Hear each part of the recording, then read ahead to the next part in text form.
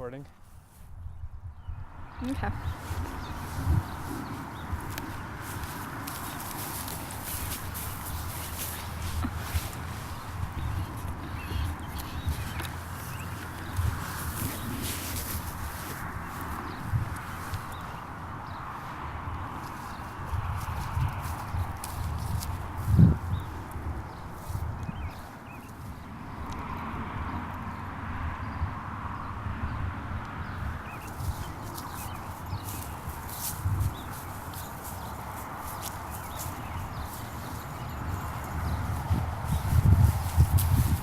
And if his video boy introduces whatever the hell we're doing, take one.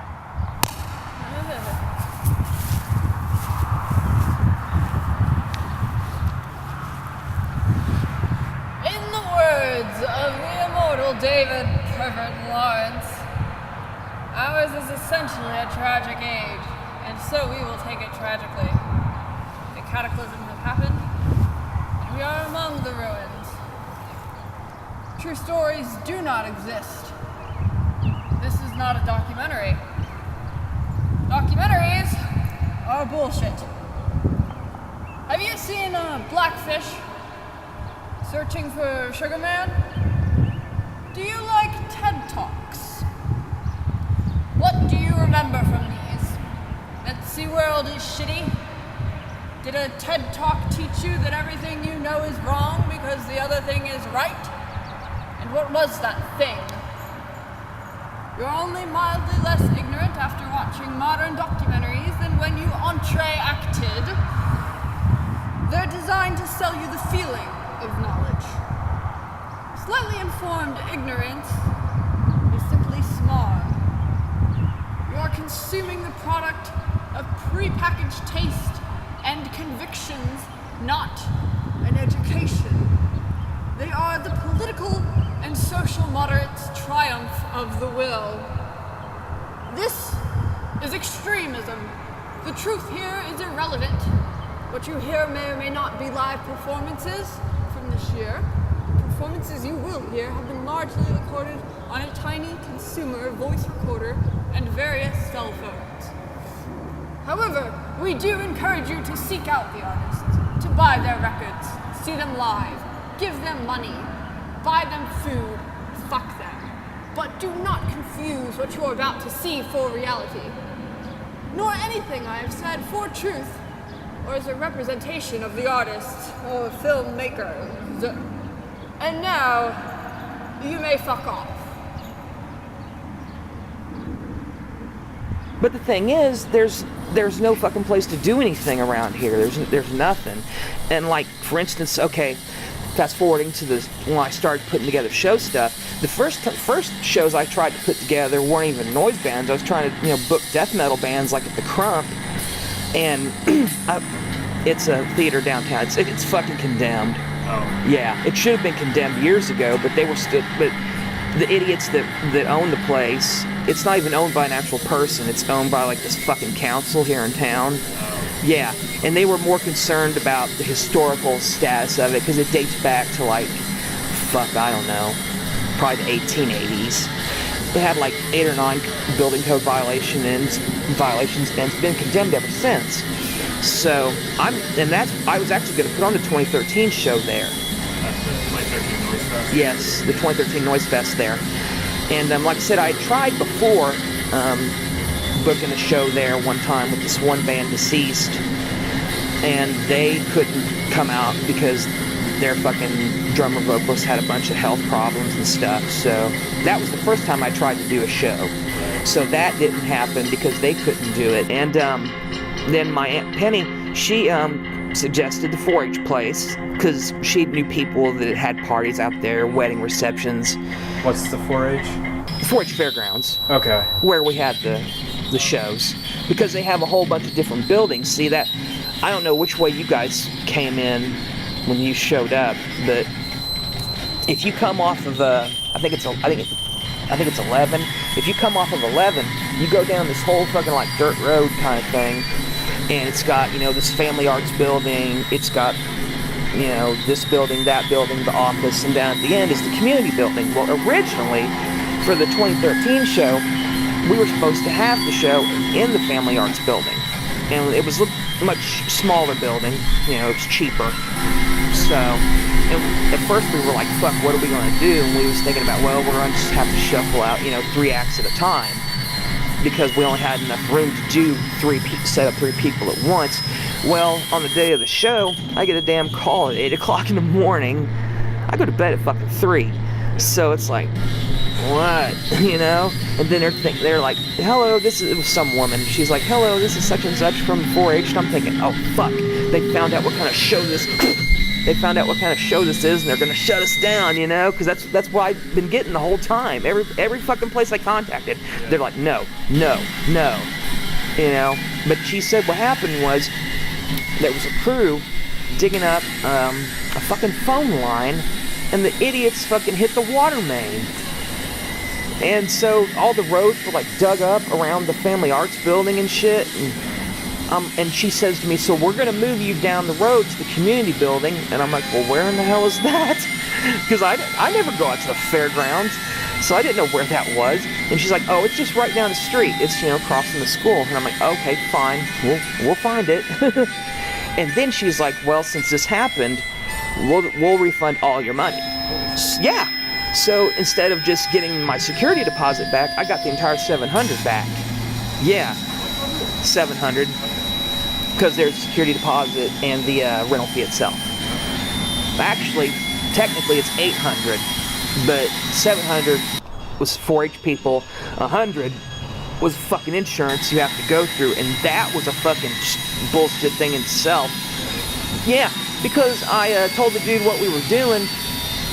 And, because it was some fucking website that you had to go to, they wrote it on the, you know, the papers. The fucking lease papers or whatever the fuck they were. And I went to that website, and then I filled everything in, and then they say, you know, you have to call this number. And I'm thinking, well, what the hell do I have to do this for? So I called the number, and the guy starts asking me all these questions about, well, are you doing this sort of music, blah, blah, blah, blah, blah.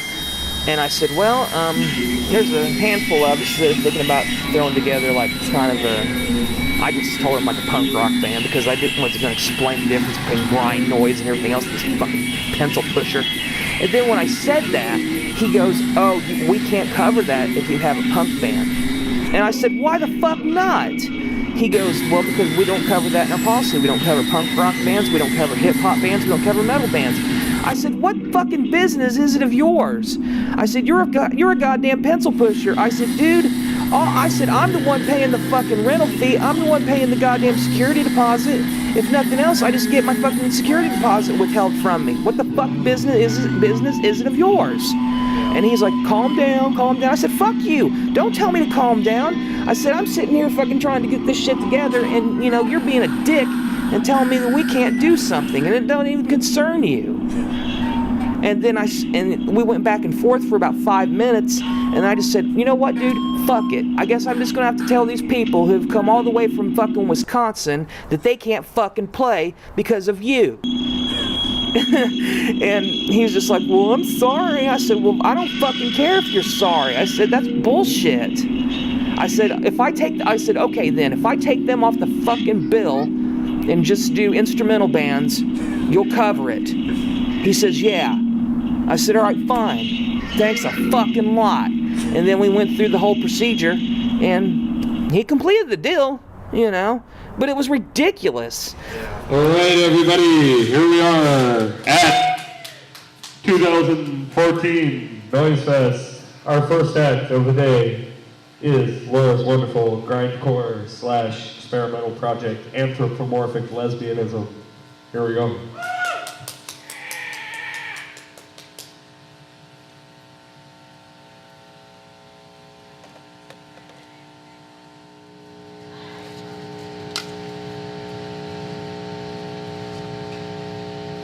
Check.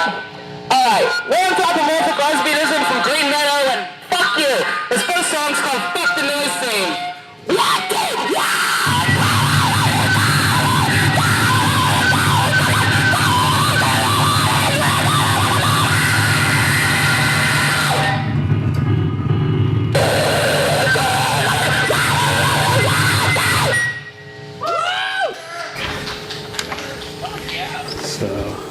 looking out for right now? You'll see. This lights come on.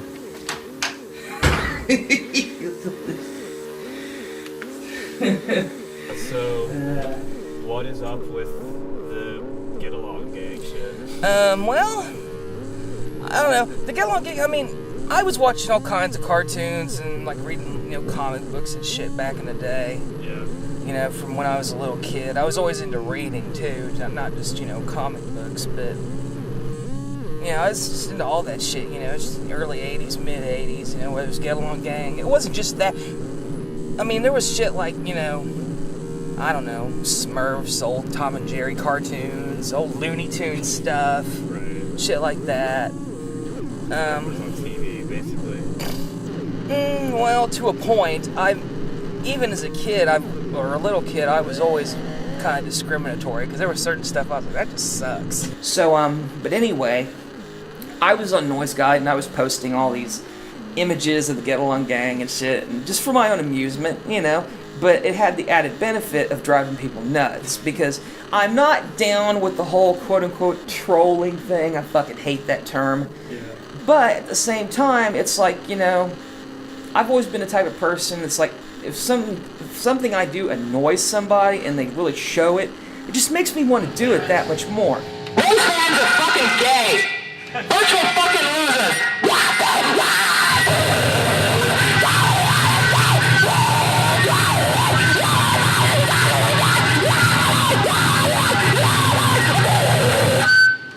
So I think that was part of the thing that attracted me to it, was just that whole idea, of a group of friends, especially being a real little kid, I mean, this was like, 84, so I would have been 7, and, I mean, I had a friend or two, but it just, I don't know, it was different.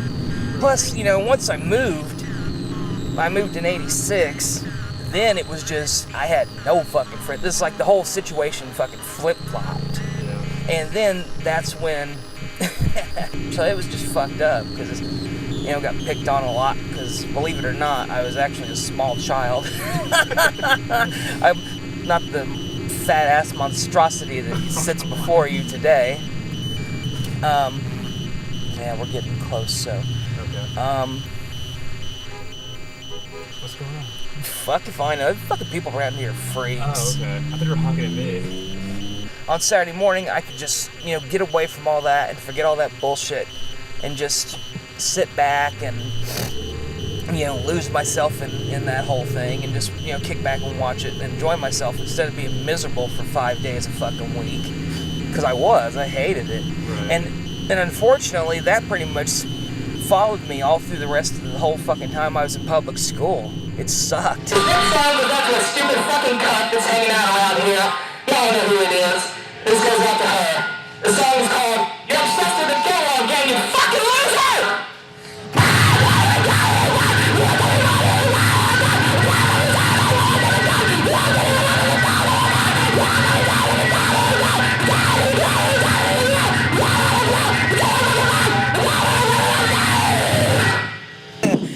Anthropomorphic lesbianism, it was kind of a joke name. It's not a joke name.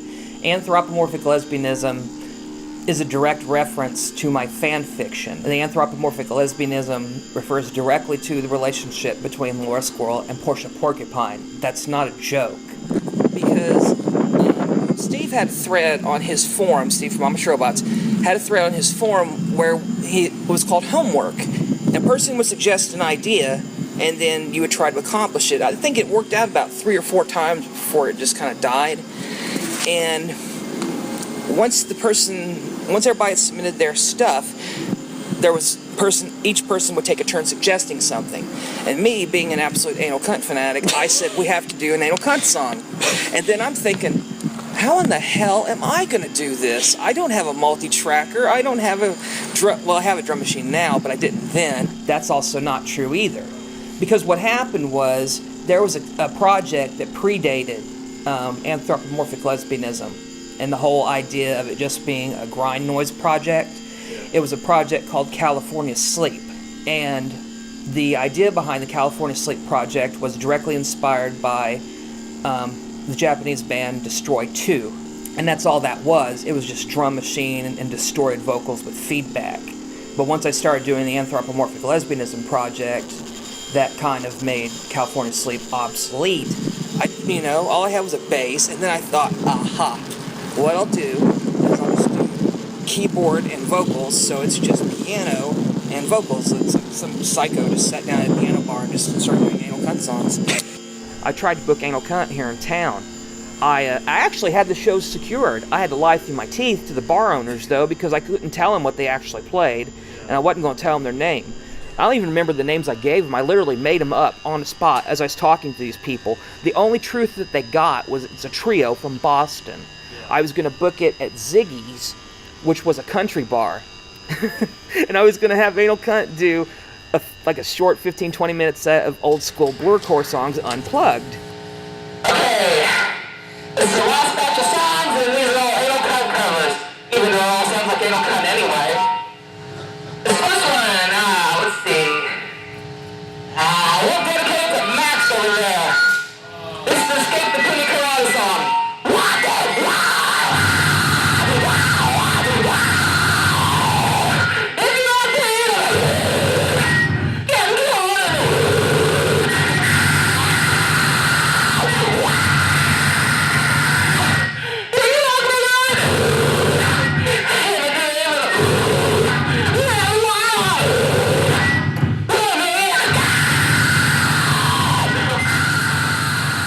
See, that's the thing, too, because originally this wasn't even supposed to be a Noisefest for last year's show.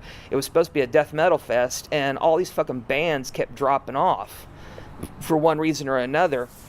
And I was actually going to do anthropomorphic lesbianism as the opening act, no matter what. Yeah. Even if it was just a metal show, just to confuse everybody and maybe piss some people off. So the metal bands you had were like the leftovers from... Pretty much. Hellwitch was the only one left. Yeah. Because they were the ones, and I told Pat, I said, dude, this is completely changed. It's just a noise fest. And I said, you guys are a total fucking sore thumb on this bill. And I felt that fucker. Yeah. And, he's like, well, I don't care. He says, you're paying us. And I paid them like $700 fucking dollars. Well, they were coming all the way from Florida. Yeah. So, because I didn't even bat an eye. Because I remember I sent him an email. I said, well, how much you want? He says $700. I said, okay, fine. Everybody else got $2. Everybody else got cheap money. But, they're all coming from... But they didn't care because, like Radiation Sickness, they were only on the bill because Hellwitch couldn't afford to bring a fucking U-Haul trailer.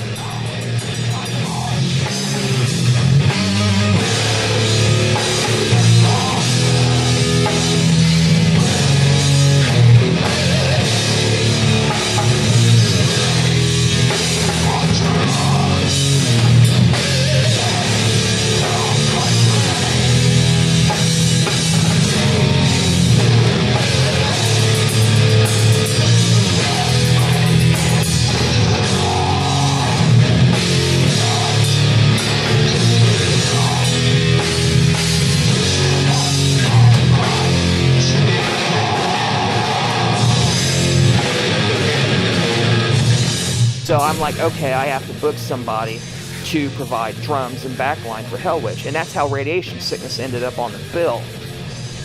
And honestly, I don't think those guys had any fucking clue. Seriously. Because most of those guys fucking hung outside all fucking night. Yeah. As far as when the noise stuff was going on. Because I remember a few times, I'd see them all just standing outside that one door that was by the, that big bay door. They were just all hanging out there. They didn't come inside until probably right about the time I did Ghost of Dead Tables. And I don't think they knew what the fuck was going on there at all.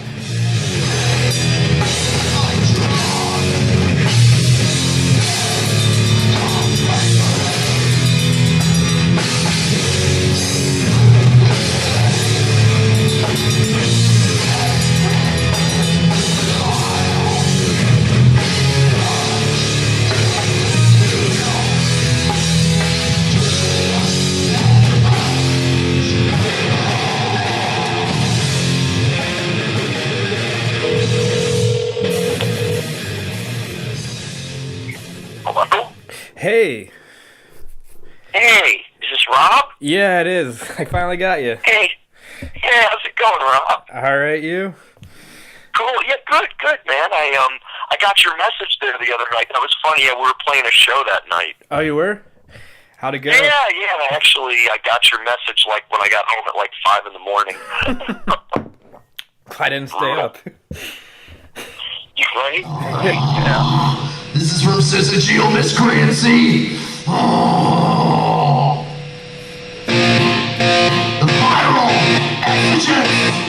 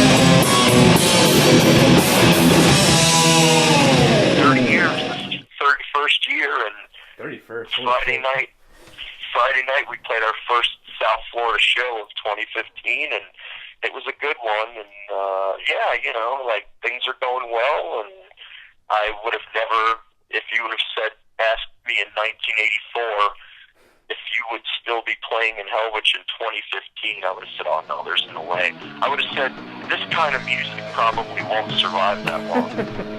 That really, seriously, that's what I believed. I was like, oh yeah, I'm like, this isn't going to last. Laura, I think since probably, oh man, I don't know if she told you, but like I've been a bootleg concert video guy for probably about 31 years. Wow. And I, you know, have a website with my list on it. And right now I'm up to like 12,000 titles. And Laura contacted me and, you know, used to buy videos from me, and that's how I met her. And I'm pretty sure that was, yeah, she used to buy videos from me. And I think that was probably like, I don't know, in like the mid-90s, early to mid-90s, something like that. So I'm curious, like, Laura said you just asked her for 700 like flat out. Is that like normal then, or is that low? Yeah, you know what? When we you know have to play out of state, yeah, we usually, I mean, we played a festival in Alabama last year and we got 1,000 for that.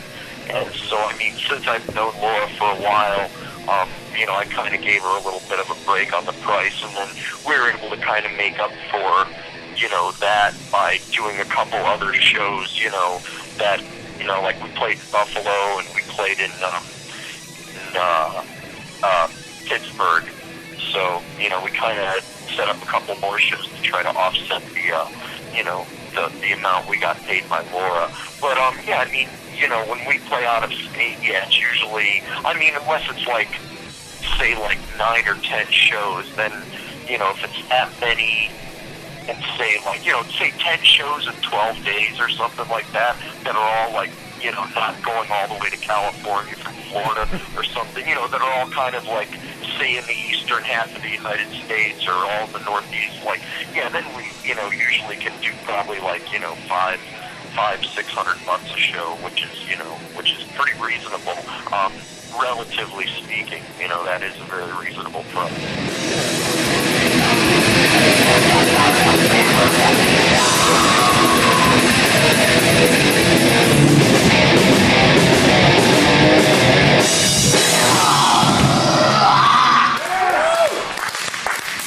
That's it, thank you! I got started in noise. I mean, I got started on my own. I think it's a common story in noise, you know, is fucking around with my dad's stereo, feeding it back into itself, and it's like, hey, what's this noise? Well, that's fucking cool. Well, let me record that, you know. I grew up in the 80s. I grew up, I mean, you know, thrash metal and the whole time, and I wanted, you know, that metal attitude. I wanted faster, stronger, more powerful. I was looking for the most extreme music I could find. So I was buying, you know, well, my parents got me a guitar, and I was buying pedals with that in mind, with fucking making metal music. So I can't play guitar for shit. I can bang out a really shitty rendition of Smoke on the Water, like the main riff. That's it. You know, I actually learned the Monsters theme song, and I can play a bad version of that. But, you know, meanwhile, I have this other, like I said, fucking with my dad's stereo. And it's like, well, what's this noise? Well, it all kind of coalesced one night. I'm listening to the radio. I was actually listening to the radio at work. It was a dishwasher. And I want to tell someone else about this cool fucking radio station, WAIF 88.3. They used to have this show, Art Damage. And they played just the wildest shit. Just out there experimental stuff. And I bring it back to the dish area, and it's like, oh, well, fuck, the radio's gotten out of tune. And I'm like trying to tune it in, and after a while I realized, no, wait, this weird static that actually sounds really cool. Oh, no, they're actually playing that. It was Merzbow. I'm like, fuck. And when I realized that, I'm like, this is the shit that I make.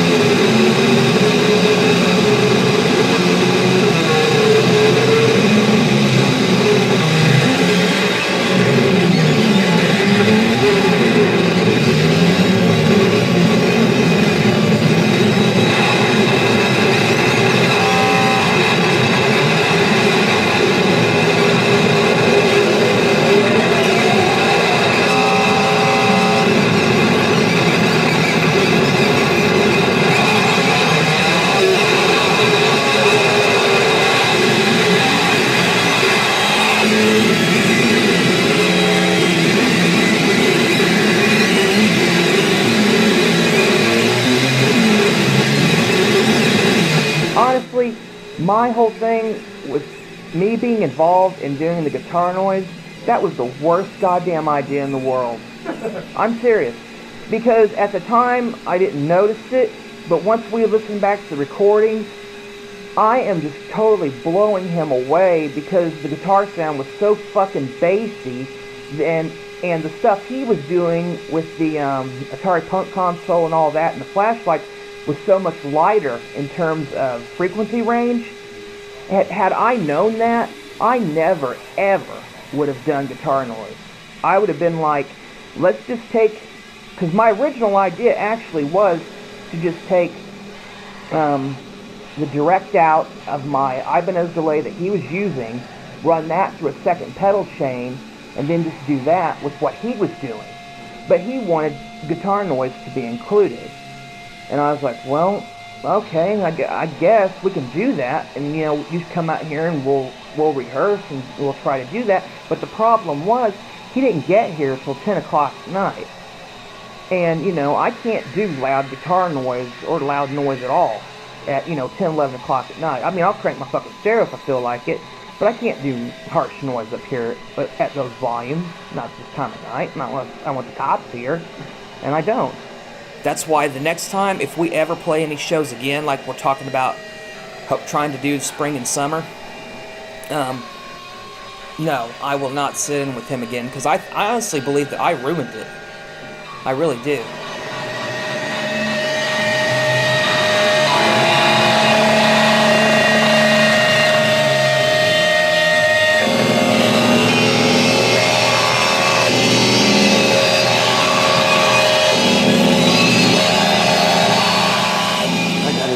And eventually, I mean, it's a gradual process. I kind of realized, well, the pedals, the gear, that's the instrument to me. I can't play the guitar, but I can twiddle the knobs and get stuff that no one's ever heard before. And I think that's, a lot of us, it's kind of the same way.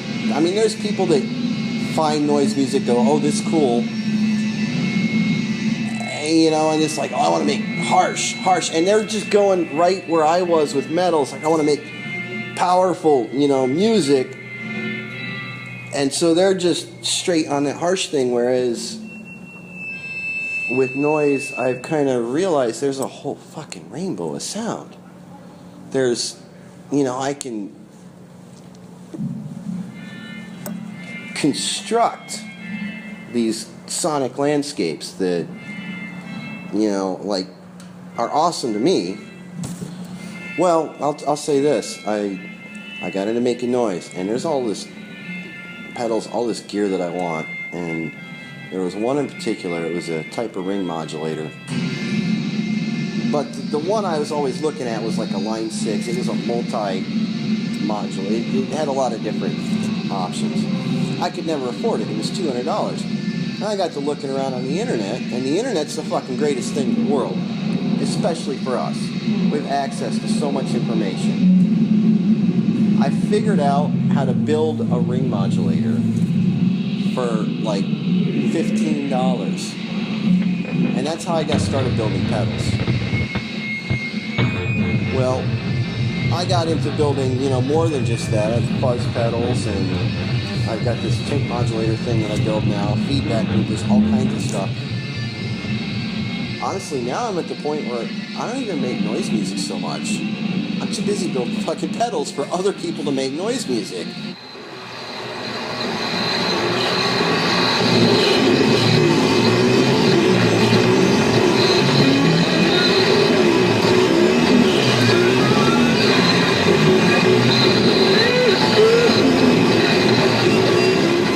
Gotta say, Laura, going back to the copyright issue, I pretty much hate copyright. I think I said this earlier. I don't know if you got it on tape, but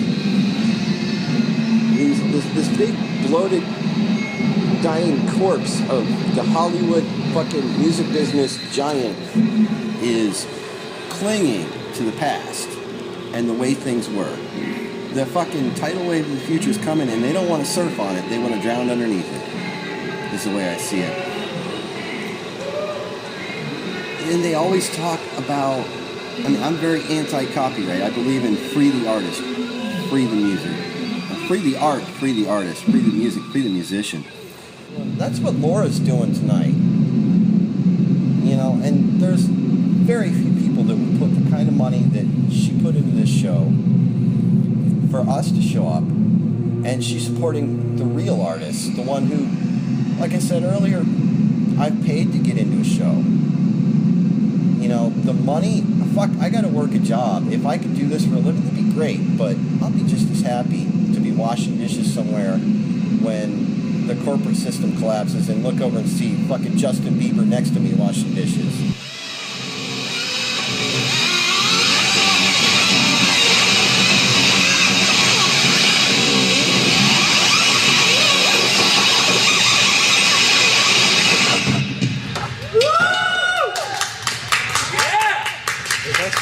Done now? That's a common thing with noise. It's like, are they performing or is this just their sound check?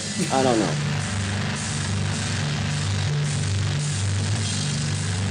It was really funny because we were all just standing around setting our shit up while they're playing. They sounded really good. They were great. And it was funny because as soon as they stopped, I walked over to the dude, or he walked up to the table or something, I don't remember exactly, and I said to him, "You guys sound like you're getting warmed up now." I said, "Why don't you go ahead and play your set?" He laughed and said, that was our set. Last time we played, we didn't do anything to say, hey, this is us we're playing. And I'm a pretty static performer, and a drummer can only drum. He's using all his limbs, so we've been playing 40, 50 minutes. And Laura comes up to me and says, okay, you can start your set anytime, or something along those lines. And we'd been playing for like 50 minutes. We were nearly done. She told us to start, but hadn't realized we were actually doing more than just jamming away for our own amusement. So you figure, okay, this time I'm gonna put this bright yellow suit just for playing. She won't miss it this time, and she didn't. Though she did try and get me to wait, but I had that suit on then. There was no holding back. Where's Uranus? Doesn't like being interviewed on camera, so we wanted him to talk anyway, so we just emailed him, and now we have Oedipus Video Boy, Esquire, whatever. Just saying shit he emailed me. Yeah, so Oedipus Video Boy then. Close. You could say that it just completes what the mass starts. The mask isolates me from the crowd. It's just me in my own little world, and now I've got this bright little suit saying, just leave me alone. Let me do my thing. It's a stupid idea, really. I mean, here I am in a bright yellow hazmat suit wearing a gas mask, making really loud noises, wanting to be left alone. But in a sense, that's a perfect extension of the rest of me. If you look like a weirdo, people pigeonhole you as a weirdo, and that's about the best pigeonhole to be in. There's so many boundaries or expectations. I mean, people don't look at me and say sensitive Scotsmans will always be polite and nice to ladies, looks a bit effete, seems a bit of an underachiever or whatever. They just say weirdo.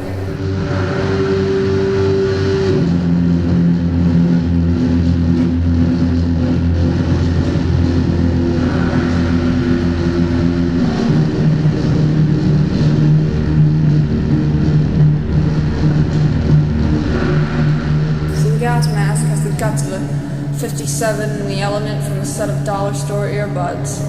It sounds awful like you'd expect, but being in an enclosed space does this odd thing to your voice power. It focuses it, so although it doesn't sound great, I can make these great sounds with it that I can't do with any other mic unless I cup both hands around it. Maybe that should be my next project, put a mic in a toilet plunger and stick it on my face.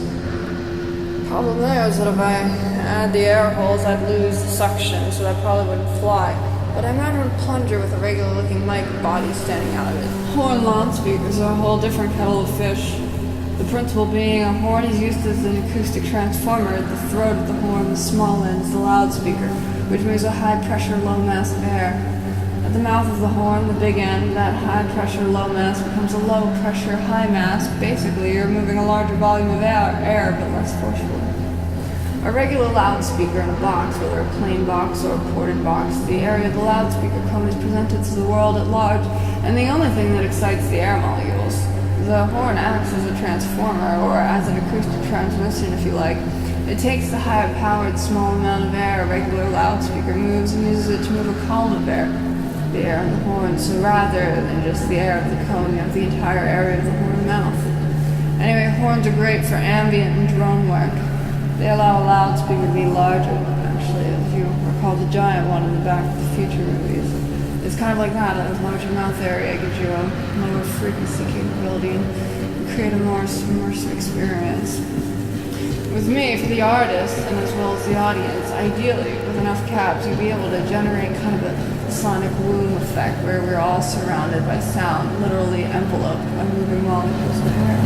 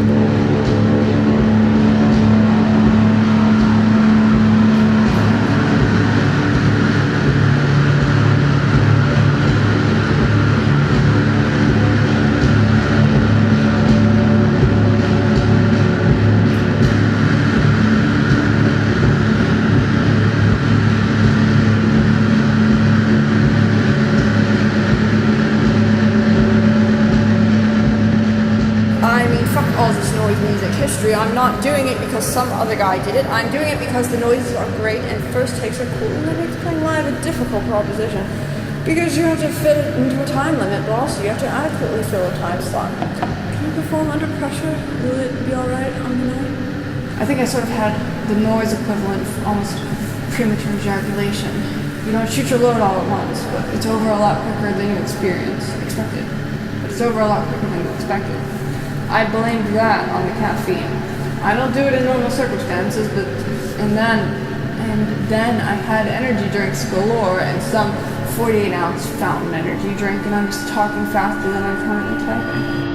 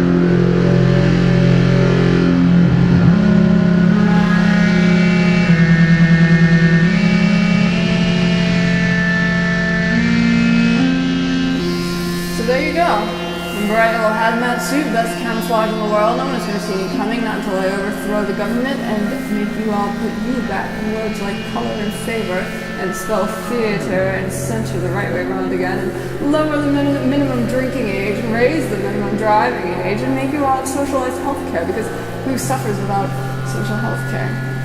It's the marginalists and creative people, the nonconformists, and that includes most kids and elderly people. Those are probably the two most creative periods of your life before you start worrying what people think and after you stop caring. I'm surprised there's not a separate group for septuagenarian noise artists, but I suppose there's White House. They must be old as fuck by now, but they're probably busy making beat noises and playing with themselves.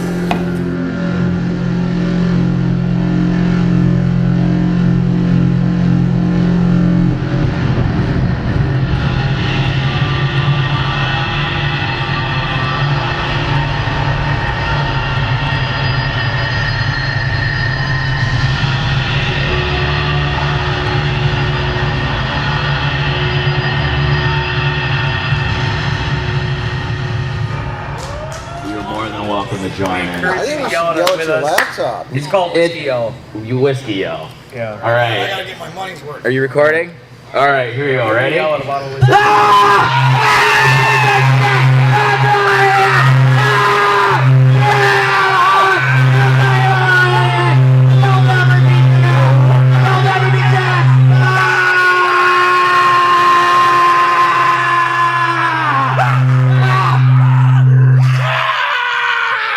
Thank you. Whiskey Yell. We're the pinky and the brain of noise. The piggy in the brain of noise? Yeah. In the brain of noise. So my name's the Smudge. And I am the Digital Jazz Man. And I've been making noise in my basement since I was like 12.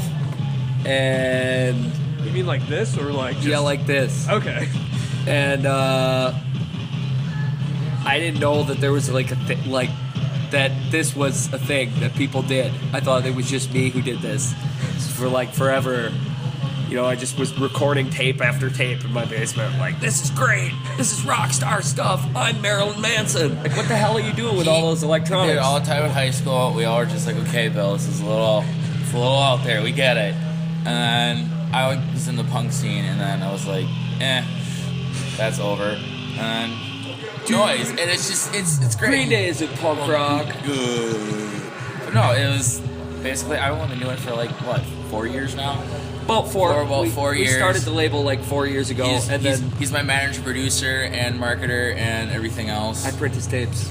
He does everything for me, because I'm lazy. I don't know what I'm doing. And like, I think in 2010, early 2010, I met Laura and like a bunch of other people through forums online, through like the noiseguide.com forums. We all started talking, and pretty soon it was like, hey, can you put my stuff out? Can I put your stuff out? Back and forth with each other. And like, I did stuff with her, like sort of band High School Radio Subversion Network. The net label, Bill, it's a net label, it's not a project. High School Radio Subversion Network. And then she started remixing my stuff. Yep. And then pretty soon we started putting her albums out. So we put out her Anthropomorphic Lesbianism project and Ghosts of Dead Tables. And then we did ours. And then we did a band that we have together, Catholic High School Girls in Trouble. Yeah. So Catholic High School Girls in Trouble kind of came out of, you know, just sitting around and met, like, excruciating hours of drug use and watching Kentucky Fried Movie. That's where the name came from, yeah.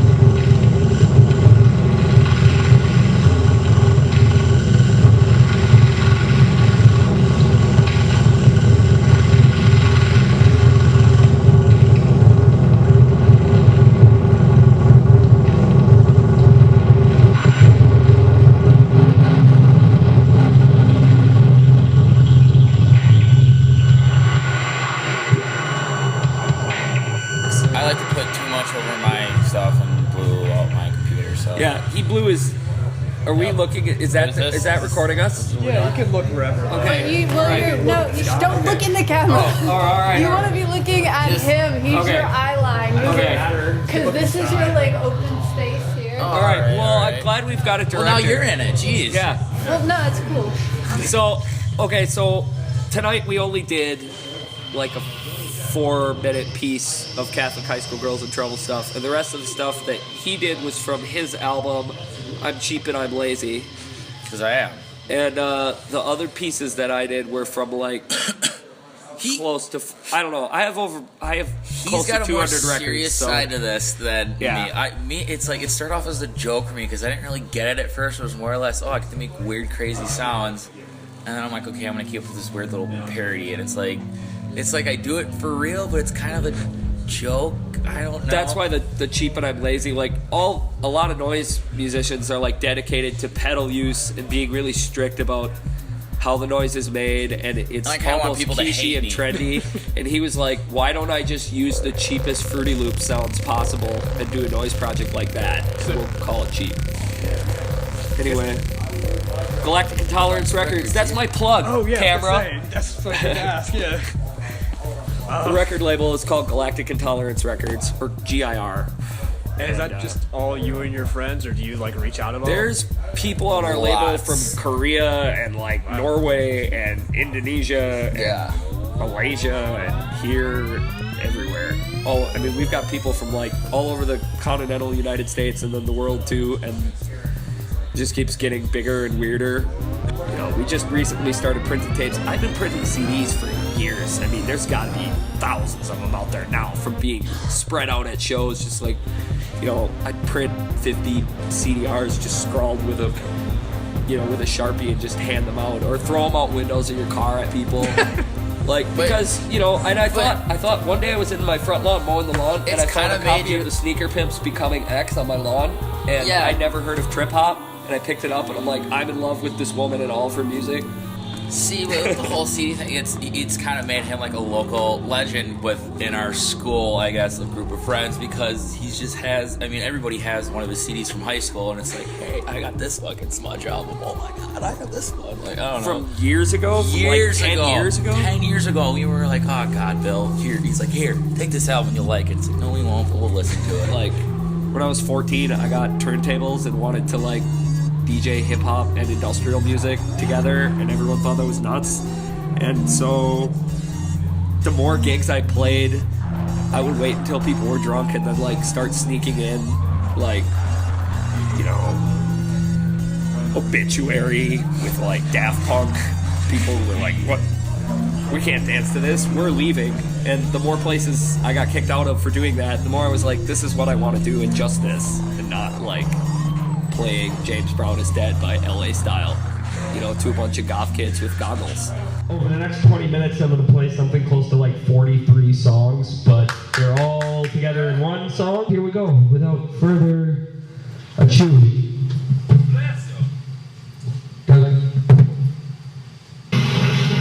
This is what it sounds like when I'm alone in my bathroom.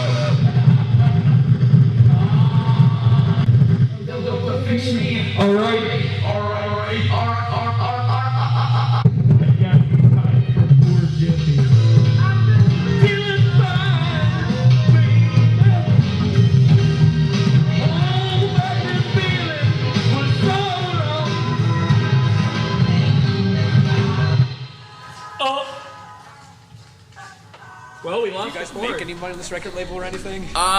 It really with merch here and there, but Well, you make money when you play a show.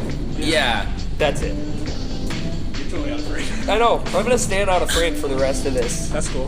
That's noise enough for me. See, that's Okay, so like, you make money if you book a show, and then you book another show, and then you book another show, and you keep doing that. Then you'll make But some money. I think it would kind of defeat the purpose of the whole scene a little bit, because then it would bring It's not it- like anybody it does would- this because they want this to be. Yeah, I mean, I'm pretty sure there are other people that make money off their labels, but I mean, to sit there and keep selling, and all that, just like you would on iTunes or anything, like it defeats the purpose of noise. This whole scene.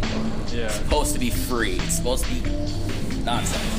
Keith, if you want to know about anything that's noise with a guitar, talk to Laura. If you want to know about anything with noise regarding a pedal, talk to Amish Robots.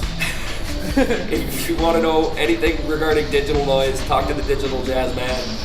And if you want to know about like LaBouche sampled backwards, talk to me. Like, that's.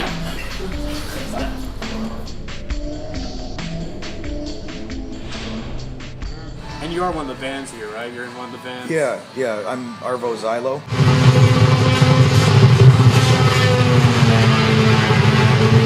I got in contact with Arvo from the 2013 thing, and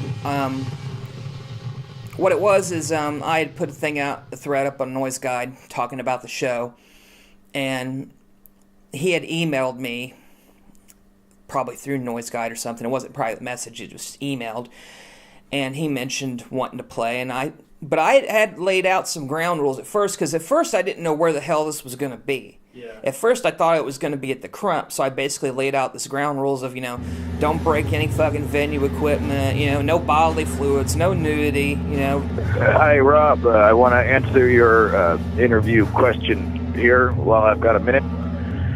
I got into noise music. I started doing noise music before I knew anything about it. I started out having a drum kit that I could not practice on due to moving and location of where the drum kit was. So I ended up being in an industrial band that we did stuff with electronics, and they wanted to train me how to use their electronics. So when they put me in front of it, I was on acid before. I think it was the first time that it ever worked on me, and that was the first time that I was in front of musical electronic instruments. So I didn't make very much music. I ended up making very noisy and strange, odd music, but something in that evening made me think that it was perfectly accessible and danceable and, musical, and honestly, at the age of 17 or 18 or 19 or whatever it was, I thought it was going to get me famous because it was extremely unique and different and all that. Of course, I found out the hard way that wasn't going to happen, but I think there was about 4 years before I knew anything about proper noise music, at which point I dove headfirst into it. That was right around 2003 when Wolf Eyes was getting bigger, and I discovered Mertz Bow, and I became friends with a very noisy noise band called Cogs, who used lots of pots and pans and circuit bent keyboards and oil drums, things like that. Although they were still pretty musical, they were very noisy. So that kind of set me in motion. But yeah, I hope that answers your question. I think that might sum it up. There are a lot of different influences and whatnot, but essentially it was me failing at making music and trying to extrapolate upon the failures that happened with programming and sequencing and recording 4-track with headphones and whatnot. Well, I do spend a little bit of time in sort of art gallery type places or things like that, but I'd say 90% of the time it's at DIY spaces, basements, warehouse type scenarios. I play plenty of shows at legit venues, but it'll be on an off Sunday night or something like that. Chicago's tough because the DIY situations are just disappearing quickly. I mean, it's like a short-lived thing for most venues. They have this slow, quiet start where nobody knows what their place is about, and there's like a few people there, and then they get really popular, and then the police get called all the time, and then they get shut down, and then another place pops up, and it's just kind of hard to track all that. Because there have been some amazing places where you could play on a Tuesday night, and it'd be an experimental noise show or whatnot, industrial or whatnot, but there'd be 200 people there, and sometimes most of the people just seem like they wanted to get trashed, but still, to do an experimental show in front of 200 people is nothing to sneeze at. Yeah, there's a place called the Mopri and a place called Mortville, and both places had their perks. I mean, one place, the Mopri, all the people lived in a warehouse loft kind of space, in tents, and they just really loved music, so they would have shows almost every night. And the Mortville place, they were very good at huge paper mache sculptures. They had all these installations that they never asked any money with regard to the installations. They just did it. They just did all these crazy garbage pail kid sculptures and like donut policeman characters, and it was really amazing. But things like, for instance, the NATO summit happened once in Chicago, and the Secret Service or the FBI or the state police or whoever it was just had this list of supposed radical anarchists or something like that. They just raided all these people and got all the venues shut down.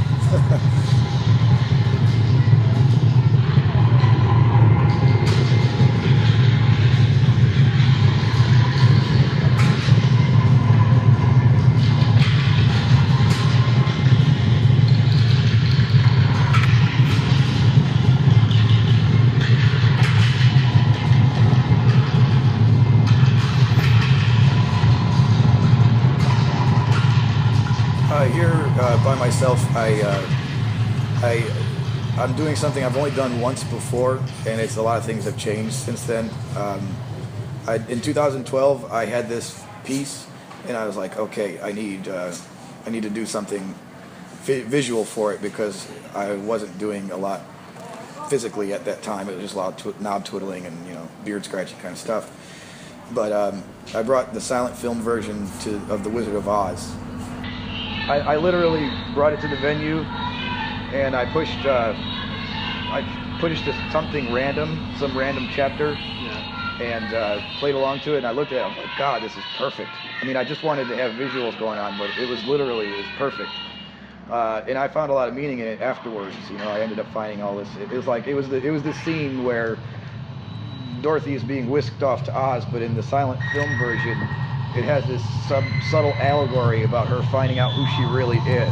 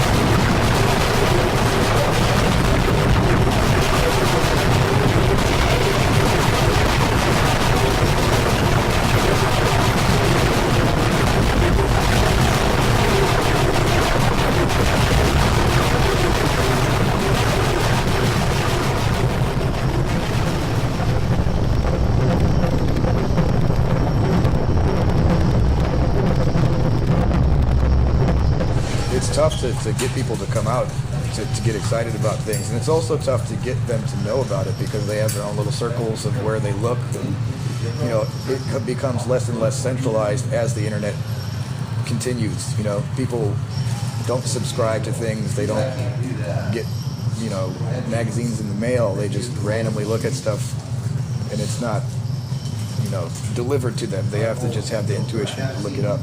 So you think the internet's making the communities less? I think as a whole, like, you know, when in the 90s there was MTV and everybody watched MTV, you know, that was what you had to do in order to get popular. And now there's not an MTV. Not that I'm saying that the noise community ever will or ever had an MTV, but my point is there's not like a direct someone who gives, there's not like a single person who gives the information anymore. It's just the ebb and flow of who just randomly looks at chat forums on the internet or whatever it might be to find information. There are newsletters and email lists and stuff like that, but I don't think very many people in the noise community, if you want to call it that, really capitalize on email lists without being extremely rude about it.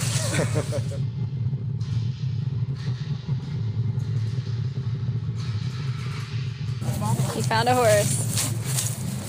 We're going to die, Robin. This is all your fault. The horse is going to eat us. It's going to be a demon horse. You can see it, right? I mean, it's not real, but... Oh. Yeah. Oh. But there is a horse there. Yeah, there is. He wasn't lying. And there's also a gas mask. But anyway, and that's why we're out here by the horse stables. Any other questions so we can... Because if you guys are cold...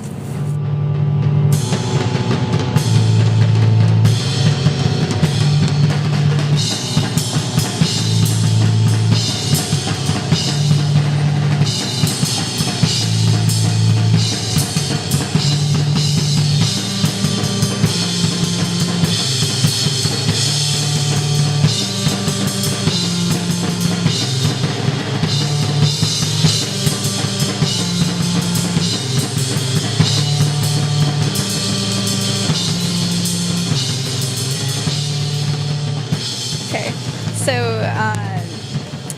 can you tell us about the inspiration for your set tonight? Yeah, it's directly inspired. Gas mask horse, by the way, directly inspired by a haunted house that we do on the south side of Chicago on legitimately haunted Archer Avenue.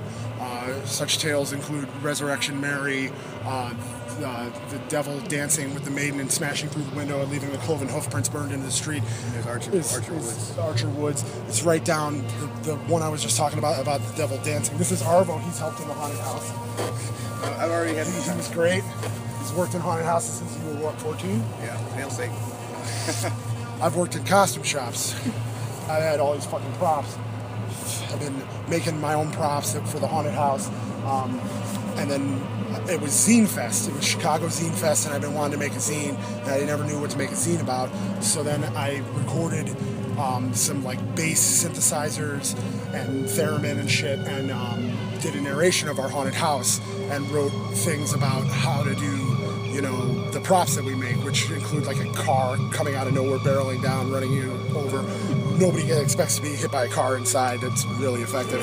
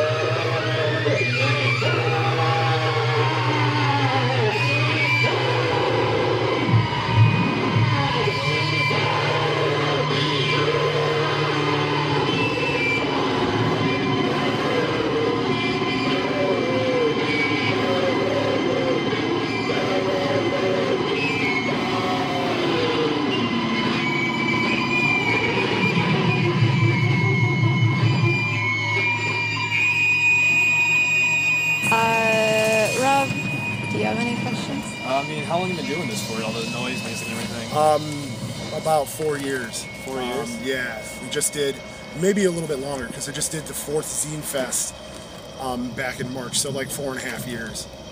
He's not being honest. I've been seeing him do music since he was 17. Yeah, but like punk rock and shit, you know. Punk rock and doom rock and sang in bands, drummed in bands, played guitar in bands. Was kind of traversing both the noise and the punk scene, and just decided to do, you know, like an amalgamation of it and do the fast punk rock beats with the noise and especially with all the props and the theremins and stuff. It's just so I can promote the haunted house year round. Honestly, it's like 2 weeks after Halloween, I'm still doing it.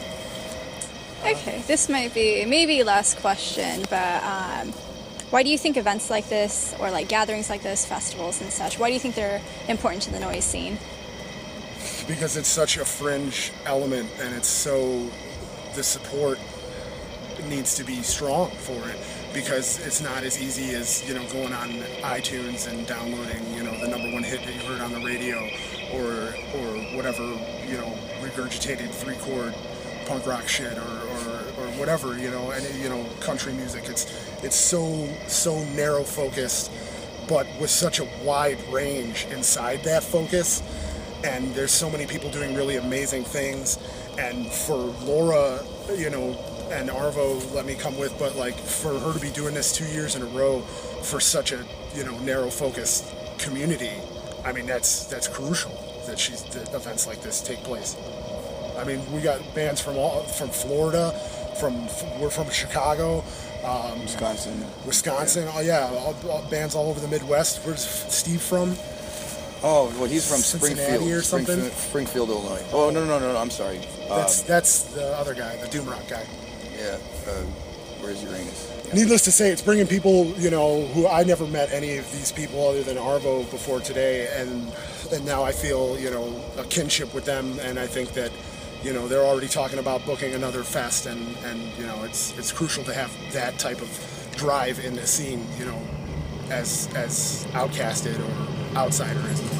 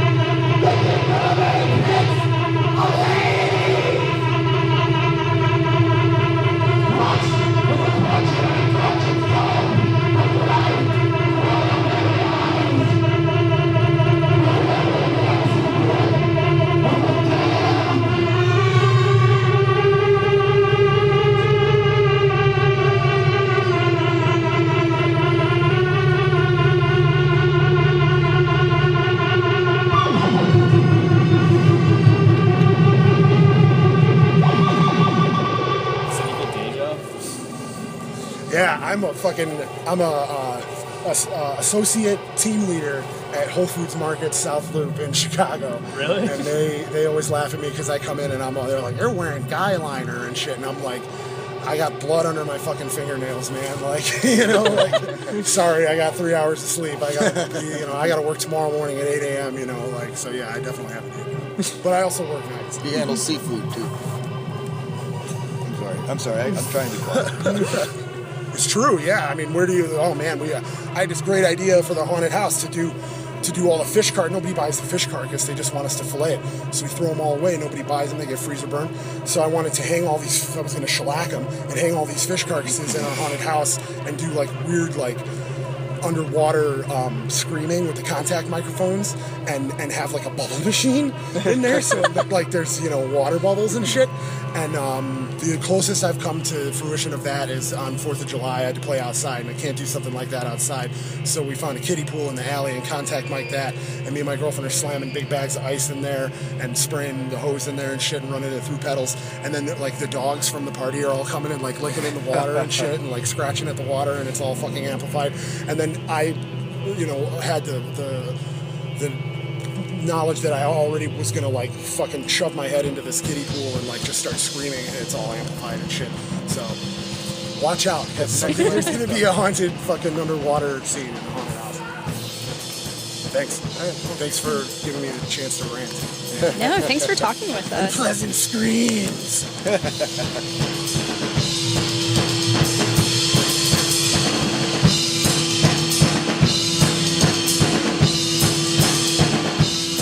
I was really fucking glad that Arvo recommended Gas Mask Horse, because that dude was fucking badass. That was great. I loved that. That was so fucking good. That was some really good stuff. And Arvo's set was great too. I mean, honestly, that's one thing I can say for the whole thing. Everybody was cool as far as their sets were concerned.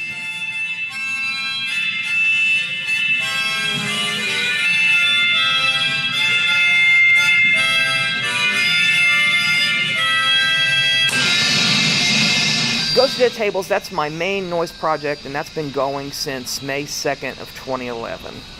The name actually came about one night.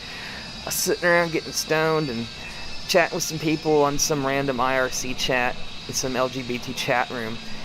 And there was people talking about this, that, and the other, and I was just baked, and all of a sudden, I seen the words Ghost Dead Tables just randomly on the screen within all these random conversations, and it just came together.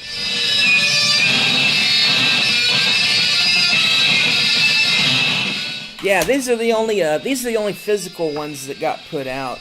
This is the split that I put out on a Centipede Farm Records out of Iowa, and that's a split with Bonehole, this dude from South Korea.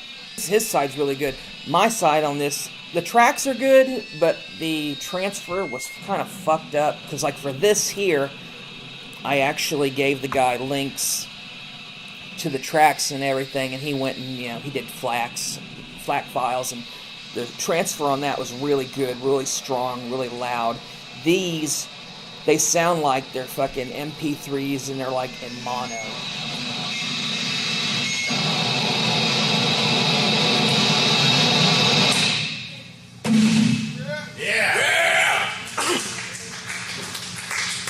Check. This next song was inspired by Adrenaline OD. Let's have it for Adrenaline OD. Thanks for putting me on to that, Pat. It was also inspired by my asshole neighbors on the other side of my living room wall. This track's called Fuck the Neighbors. Yeah, I don't listen to that at all, so it was really weird. I don't like that, and I don't listen to that. So, but you know what? I do have to say that I have videos of it, of course. I mean, she's purchased noise videos from me. Like I've watched a little bit of them, but seeing it in person was pretty cool. I mean, because I like originality. Is one of my key things in entertainment, and I have to say that that was something I've never seen before. And I actually stood and watched Laura. I filmed her set, and I was impressed. You know, I have to say, my bandmates were not, like, they didn't watch, but I was like, wow, that's, you know, it's kind of cool. And, you know, and it was funny too, because then Laura told me how basically most of what she does is just improvised.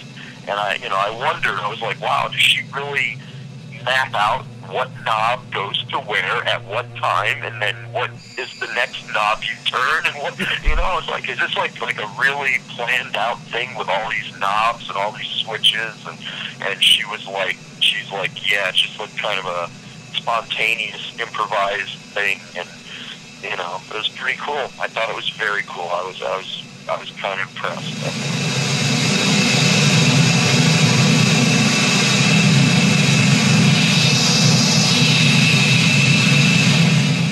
I'm like, well, I can get you there, but it's gonna be fucked up. Just, actually, just turn right here. There it is. It doesn't look like there's too many people around. We'll see what happens. Yeah. I honestly don't think anybody's gonna do anything, because, I mean, the fucking amp I have is not loud. We'll see. Fuck them if they... Honestly, worst case scenario, if the cops do show up, I'll just start fucking putting shit up. I don't think anything's gonna happen, though. Right. We don't have any alcoholic beverages, so we're fine.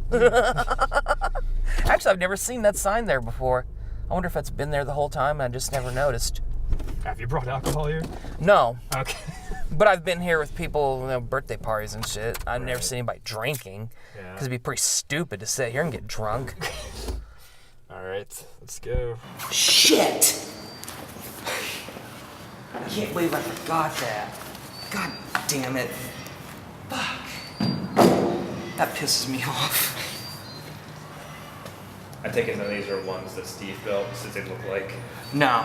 solid. No, I didn't bring any of those because they're a little bit fragile and I didn't want to and plus I didn't want to use any of them anyway because I'm kind of sick of using them for show stuff because I've already used them twice and it's like I want to move on and use other shit. Yes, I guess she's setting up another one of these fests, this time in Indianapolis, I think, and at a club, a regular, like a club, and she's, you know, got another band from Florida coming and a couple other bands, so hopefully this one will go, you know, we'll have a little bit more of an attendance than the last one did, which wouldn't take a lot. Yeah, doing like an actual metal show in the middle of an actual city would probably help. Yeah, that might be the way to go.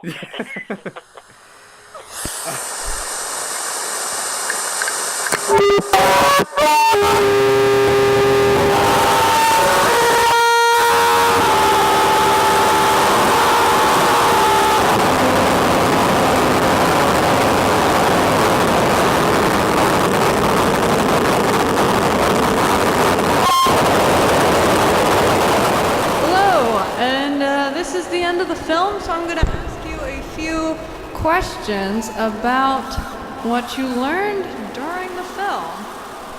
Because this is a documentary, so you're supposed to learn things.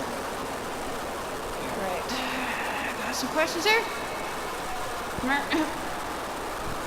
Which corporate retail organization does Gas Mask work for part-time?